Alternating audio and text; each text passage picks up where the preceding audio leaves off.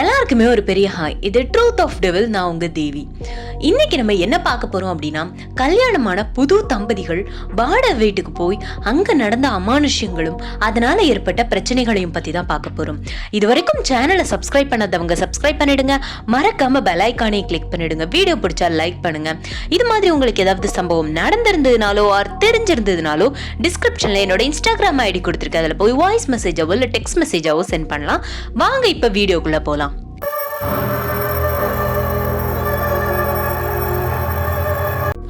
So இது எப்போ நடந்துச்சு அப்படின்னு பார்த்தீங்கன்னா 2017 தூத்துக்குடி மாவட்டத்தில் நடந்த கதை தான் இது.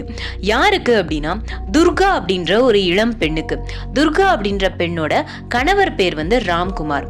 ஸோ இந்த துர்கா ராம்குமார் 2 பேருமே திருநெல்வேலியில் உள்ளவங்க தான். ஆனால் திருமணமாகி இந்த ராம்குமார் அப்படின்றவங்களுக்கு தூத்துக்குடியில தான் வேலை. இந்த ராம்குமார் அவங்கள பற்றி சொல்லணும்னா, அவங்க வந்து ஒரு லாரி டிரைவர். ஸோ அவங்களுக்கு வந்து ஒர்க் அதிகமாகவே இருக்கும். எப்போ போவாங்க எப்போ வருவாங்கன்னு தெரியாது. அந்த மாதிரி ஒரு லாரி டிரைவர் தான். ஸோ அவங்களுக்கும் துர்காவுக்கும் தான் கல்யாணம் ஆகியிருக்கு. அவரோட ஒர்க் வந்து தூத்துக்குடியில் அப்படின்றதுனால இந்த துர்காவும் கல்யாணம் முடிஞ்ச உடனே 2 பேருமே, ராம்குமார் துர்கா, இவங்க 2 பேருமே தூத்துக்குடிக்கு வந்து போயிட்டாங்க. அவர் வந்து ராம்குமார் வந்து ஒர்க் முடிச்சுட்டு வர்றதுக்கு 2-3 நாள் ஆகும். லோடு ஏற்றிட்டு வேற ஊருக்கு போயிட்டு அங்கே லோடை இறக்கிட்டு அதுக்கப்புறமா அங்கேருந்து ஏற்றிட்டு வருதுன்னு சொல்லிட்டு கொஞ்சம் தூரமாகவே போவாங்க. அதனால ஒரு லோட் முடிச்சுட்டு வரதுக்கே கண்டிப்பா 2-3 நாள் குறைஞ்சதாவது ஆகிடும். அப்படின்றதுனால புது பொண்ணு, கல்யாணமான பொண்ணு தனியா ஒரு வீட்டுல வந்து விட்டுருந்தா கொஞ்சம் அது வந்து அவங்களுக்கு கொஞ்சம் பயமா இருக்கும். அப்படின்றதுனால இந்த பெண், அதாவது துர்காவோட வீட்டுல உள்ளவங்க என்ன பண்ணிட்டாங்கன்னா, துர்காவுக்கு 2 தங்கச்சி உண்டு. முதல் தங்கச்சி பேர் வந்து லக்ஷ்மி அண்ட் 2வது தங்கச்சி பேர் வந்து நித்யா. ஸோ இந்த 2 தங்கச்சிங்களையுமே இந்த துர்கா அப்படின்றவங்களை கூட அமுச்சு விட்டுருக்குறாங்க அவங்களோட அம்மா, துர்காவோட அம்மா. ஸோ அவங்களும் கல்யாணம் முடிஞ்ச புதுசுல அங்க போயிருக்கிறாங்க தூத்துக்குடியில. அது வரைக்கும் அவர் வந்து ராம்குமார் வந்து பெருசா வாடகைக்கு வீடு எடுத்து தங்கினதில்லை. ஏன் அப்படின்னா, அவங்களுக்கு வந்து லோடு அங்கேயும் போயிட்டு வரதுனால அவங்க வந்து லாரிலேயே படுத்து தூங்கிடுவாங்க. ஸோ அதனால அவங்களுக்கு பெருசா வீடு அந்த மாதிரி தேவைப்பட்டது கிடையாது. அதனால இவங்க என்ன பண்ணியிருக்காங்கன்னா, இப்பதான் வாடகைக்கு வந்து வீடு தேடி இருக்காங்க. அப்படி வீடு தேடும் போது அந்த தூத்துக்குடியிலேயே மெயின்ல, அவங்களுக்கு வந்து மெயின் ரோட்டு பக்கத்திலேயே அவங்களுக்கு வந்து ஒரு வீடு அமைஞ்சிருக்குது. அந்த வீட்டை பார்த்த உடனே ராம்குமார் துர்கா 2 பேருமே பார்த்திருக்காங்க. 2 பேருக்குமே ரொம்ப பிடிச்சு போச்சு. சரி, ஓகே அப்படின்னு சொல்லிட்டு 2 பேருமே குடி வந்தாச்சு. அந்த துர்காவோட தங்கச்சிங்க 2 பேரும் கூட அங்கதான் வந்திருக்கிறாங்க. அந்த கொஞ்ச நாள் ஆனதுக்கு அப்புறமா ராம்குமார் வழக்கம் போல அவரோட வேலையை பார்க்கணும்னு சொல்லிட்டு அவர் வந்து அவரோட லோடு இருக்கிற அந்த வேலைக்கு வந்து அவங்க போயிட்டாங்க. அப்படி போன ஃபர்ஸ்ட் நாள் என்ன ஆச்சு அப்படின்னா, அந்த துர்கா அப்படின்றவங்க சமைச்சிட்டு இருக்கும் போதும், அவங்க துணி துவைச்சிட்டு இருக்கும் போது, ஏதாவது ஒரு வேலை பார்த்துட்டு இருக்கும் போது அவங்கள வந்து யாரோ பார்த்துட்டே இருக்க மாதிரி உங்களுக்கு வந்து ஒரு ஃபீல் ஆயிருக்குது. அங்க அவங்க தங்கச்சிங்க 2 பேருமே ஹால்ல இருந்து டிவி பார்த்துட்டு இருந்திருக்கிறாங்க. இவங்க வந்து கிச்சன்ல வேலை பார்த்துட்டு இருந்திருக்கிறாங்க. அப்படி அவங்க நினைக்கும் போது பின்னாடி யாரோ பாக்குற மாதிரியே இருக்குது அப்படின்னு அவங்க நினைச்சிருக்காங்க. அப்படி பார்க்கும்போது ஒருவேளை நம்ம தங்கச்சிங்க 2 பேர்ல யாராவது பண்ணுவாங்க அப்படின்னு சொல்லிட்டு திரும்பி பார்த்தா அவங்க தங்கச்சி 2 பேருமே அங்க இல்லை. அதுக்கப்புறம் ஹாலுக்கு வந்து பார்த்தா 2 பேருமே டிவி தான் பார்த்துட்டு இருக்காங்க. ஆனா நம்மள யாரோ பார்த்துக்கிட்டே இந்த மாதிரி ஃபீல் ஆச்சு அப்படின்னு யோசிச்சுக்கிட்டே இருந்திருக்கிறாங்க. இதே மாதிரி இவங்க தங்கச்சிங்கள்ல இந்த நான் சொன்ன லக்ஷ்மி அப்படின்ற 2வது தங்கச்சி, அவங்களுக்கு அடிக்கடி கொலுசு சத்தம் கேட்டுக்கிட்டே இருந்திருக்கு, வீட்டை சுத்தி சுத்தி ஓடுற மாதிரி. ஆனா அவங்களும் யார்கிட்டையும் சொல்லலை. அவங்க தேடி தேடி பார்த்துருக்காங்க. இவங்க 3 பேருமே ரொம்ப அந்த முத்து வச்ச கொலுசு வந்து போட மாட்டாங்க. 3 பேருமே சிம்பிளான கொலுசு தான் போட்டிருக்காங்க. ஆனால் அந்த கொலுசு சத்தம் எப்படி இருந்துச்சுன்னா, ரொம்ப முத்து வச்ச கொலுசு இருக்கும்ல, அந்த மாதிரி கொலுசோட சத்தம் கேட்ட மாதிரி இருந்திருக்கு. உடனே இவங்களும் சுற்றி முத்தி தேடி பார்த்துருக்காங்க. இதுவரை மெயின் ரோட் பக்கத்துல இருக்கிற வீடு தான்.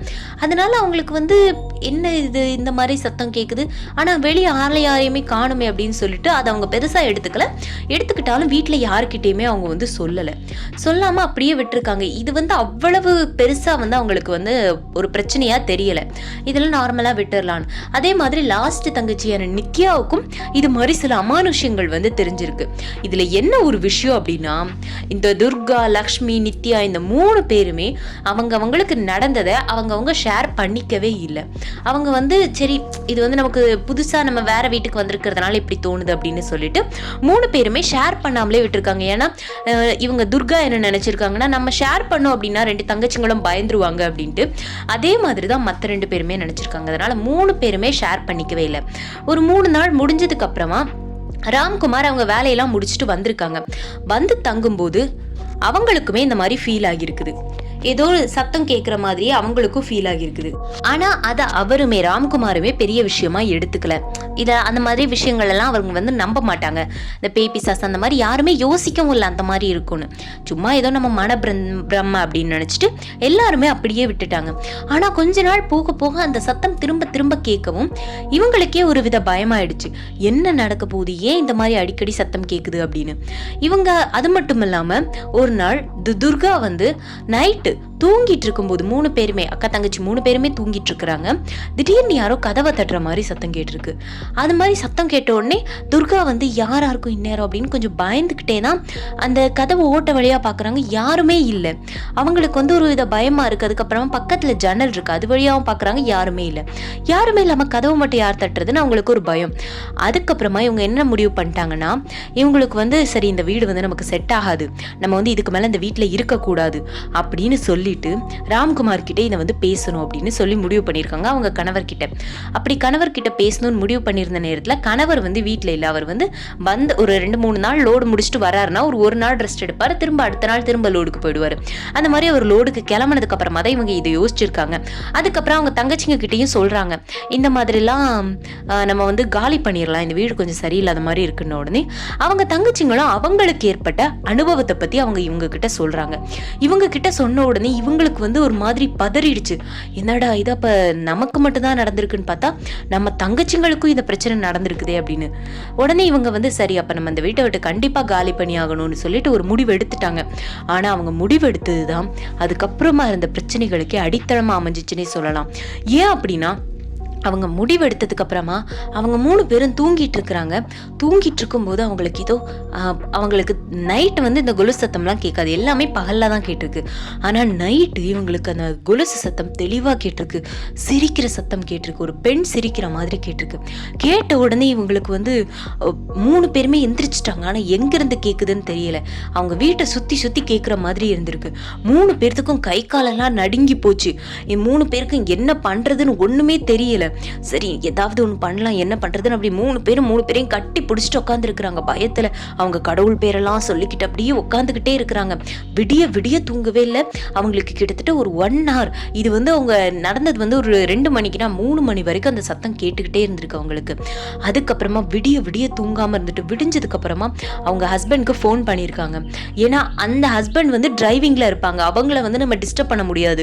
இந்த மாதிரி சொன்னா அவங்க அங்க பதட்டத்துல அங்க ஏதாவது பிரச்சனை ஆயிடக்கூடாதுன்னு சொல்லிட்டு இவங்க வந்து பொறுமையா காலையிலே அவங்க டிரைவிங்லாம் முடிச்சுட்டு ஒரு இடத்துல இறங்குவாங்கல்ல, அந்த மாதிரி டைம்ல பார்த்து அவங்க கிட்ட இந்த விஷயத்த எல்லாம் சொல்றாங்க. ராம்குமார் என்ன சொல்றாங்கன்னா, சரி உனக்கு வந்து பிடிக்கலன்னா ஓகே, நம்ம வந்து வேற வீடு மாத்திரலாம், நான் வந்து வேற வீடு மாத்துறேன் அப்படின்னு சொல்லியிருக்காங்க. சரி இவங்களும் ஓகே அப்படின்னு சொல்லிட்டு சரி அப்படின்னு அப்ப அவங்க வந்ததுக்கு அப்புறமா நம்ம மாத்திக்கலாம்னு சொல்லிட்டு தங்கச்சிங்களுக்கும் ஆறுதல் சொல்லியிருக்காங்க. ஆனா அதுக்கப்புறமா இவங்களுக்கு எங்க போனாலும் யாரோ பின்னாடி நிக்கிற மாதிரியும் சில உருவங்கள் தெரியற மாதிரியும் சிரிப்பு சத்தம் கேட்குற மாதிரியும்னு கிட்டத்தட்ட 2-3 நாளா இவங்க 2-3 பேர்த்தையும் ரொம்ப பாடாப்படுத்தி இருக்குது. ஏன்னா அடிக்கடி அந்த சத்தம் கேட்கவும் இவங்களுக்கு என்ன பண்றதுன்னே தெரியல. இந்த ஊர்ல அவங்களுக்கு பெருசா யாரையும் தெரியவும் செய்யாது. அந்த நேரத்துல அவங்க ராம்குமார் வராம இவங்க டக்குனு அங்கிருந்து தூத்துக்குடியில இருந்து திருநெல்வேலிக்கு டக்குன்னு போற அளவுக்கு இவங்களுக்கு வந்து அந்த தைரியமும் இல்லை. அதனால வேற வழி இல்லை, நம்ம இந்த வீட்டுல தான் இருந்தாகணும்னு சொல்லிட்டு 3 நாளும் ரொம்ப கஷ்டப்பட்டு இருந்திருக்கிறாங்க. ஆனா அந்த 3 நாளும் அது இவ்வளோ நாள் அவங்க வீட்டுல இருந்தப்ப கூட அந்த அளவுக்கு பிரச்சனை பண்ணல. ஆனா அந்த வீட்டை விட்டு அவங்க போகணும்னு நினைச்சதுக்கு அப்புறமா தான் அவங்களுக்கு ரொம்ப பிரச்சனைகள் வந்திருக்குது. அவங்கள வந்து இருக்க விடாம அவங்கள வந்து ரொம்ப எப்போ பார்த்தாலும் ஏதாவது சத்தம் கேட்டுக்கிட்டே அந்த வீடு வந்து எப்போவுமே ஒரு மாதிரி அமானுஷ்யமாக அமைதியாக இவங்களுக்கு இருந்திருக்குது. இவங்க 3 பேருக்குமே அது வந்து ஒரு மாதிரி நடுக்கத்தை வந்து தந்திருக்குது. அதுக்கப்புறமா 3ஆவது நாள் அந்த ராம்குமார் அப்படின்றவங்களும் வேலையை முடிச்சுட்டு வந்திருக்காங்க. வேலையை முடிச்சுட்டு இங்கே வந்ததுக்கு அப்புறமா எல்லா விஷயத்தையுமே இந்த இவங்களும் சொல்லியிருக்காங்க, இந்த துர்கா அப்படின்ற அந்த பெண்ணும் சொல்லியிருக்காங்க இந்த மாதிரிலாம் நடந்துச்சுங்க அப்படின்னு. ஆனால் அவங்களால வந்து நம்பவும் முடியல, எப்படி இந்த விஷயம்லாம் நடந்திருக்கு. அவங்களுக்கு நடந்தது சின்ன சின்ன விஷயம் தானே, அதனால அவங்க வந்து அது பெரிய விஷயமாவே எடுத்துக்கல. அதனால இப்படி இந்த விஷயம்லாம் நடந்திருக்கு, இதெல்லாம் சொல்றது உண்மைதானா, இதை நம்பலாமா வேண்டாமான்னு தெரியல. இருந்தாலும் 3 பேரும் ஒரே மாதிரி சொல்றதுனால சரி ஓகே நம்ம நம்பிடலாம், நம்ம வந்து வேற வழி கிடையாது, நம்ம வேற இடத்துக்கு ஷிஃப்ட் ஆகிடலாம் அப்படின்னு சொல்லிட்டு அதுக்கப்புறமா இவங்க என்ன முடிவு பண்ணியிருக்காங்கன்னா, அந்த ராம்குமார் சரி நீ வந்து உங்க அம்மா வீட்டில் போய் போய் இரு, நான் வந்து அப்பப்போ டைம் கிடைக்கும் போது வந்து உன்னை பார்த்துக்கிறேன், அதுக்கப்புறமா நம்ம வேற வீடு வேணா ஷிஃப்ட் ஆகிக்கலாம் அப்படின்னு சொல்லியிருக்காங்க. இவங்களும் சரி அப்படின்னு சொல்லிட்டு அதுக்கப்புறமா இவங்க அம்மா வீட்டுக்கு போயிட்டு அவங்க அம்மா கிட்ட நடந்த அத்தனையுமே சொல்லியிருக்காங்க. அப்போ அவங்க அம்மா வந்து திட்டிருக்காங்க, நீ முதல்ல இதை சொல்லியிருக்கலாமே. ஆனா அந்த வீட்டை விட்டு வெளியே வந்ததுக்கு அப்புறமா இவங்களுக்கு வந்து எந்த பிரச்சனையுமே வரல. அதுக்கப்புறமா அந்த மனுஷ சவுண்டோ எதுவுமே வரல. அந்த வீட்டுக்குள்ள இருக்கும்போது தான் அவங்களுக்கு அந்த பிரச்சனையே வந்திருக்கு. அதுக்கப்புறமா நிறைய பேர் குடி போயிருக்கிறாங்க அந்த வீட்டுக்கு. ஆனா ஒருத்தருக்குமே அங்க இருக்க முடியல. எல்லாருமே அந்த வீட்டில் வாடகைக்கு இருந்துட்டு ஒரு வாரத்துலேயோ 2 வாரத்துலேயோ அவங்க கிளம்பிடுறாங்க. அப்படி கிளம்பி அந்த வீடு இப்போ அவங்க அந்த பக்கமாக போகும்போது ஒரு தடவை அந்த வீட்டை பார்த்துருக்காங்க. அந்த வீடு பாழடைஞ்சு போய் இருந்திருக்கு. யாருமே அந்த வீட்டில் வந்து இருக்கலை. அப்படியே அந்த வீட்டில் இருந்து அவங்க வந்து எல்லாருமே கிளம்பிட்டாங்க. யாராலையுமே அந்த வீட்டில் இருக்க முடியல. ஆனால் என்ன நடந்துச்சு, ஒரு வேளை அந்த ரோடில் ஆக்சிடென்ட் ஆகின யாராவதா இல்லை அந்த வீட்டில் அடிபட்டு இறந்த யாராவதான்னு எங்களுக்கு இன்னும் தெரியலை. ஆனால் அந்த நிகழ்ச்சி வந்து எங்களால் மறக்கவே முடியல. நாங்கள் அக்கா தங்கச்சிங்க 3 பேரும் ரொம்ப பயந்துட்டோம் அந்த டைமில். அது இப்போ நினச்சாலுமே எங்களுக்கு பயமாக தான் இருக்குன்னு துர்கா வந்து நம்ம கிட்ட ஷேர் பண்ணியிருக்காங்க. இதை பற்றின உங்கள் கருத்துக்கள் என்ன அப்படின்றத கமெண்ட்ஸில் சொல்லுங்கள். வீடியோ பிடிச்சா லைக்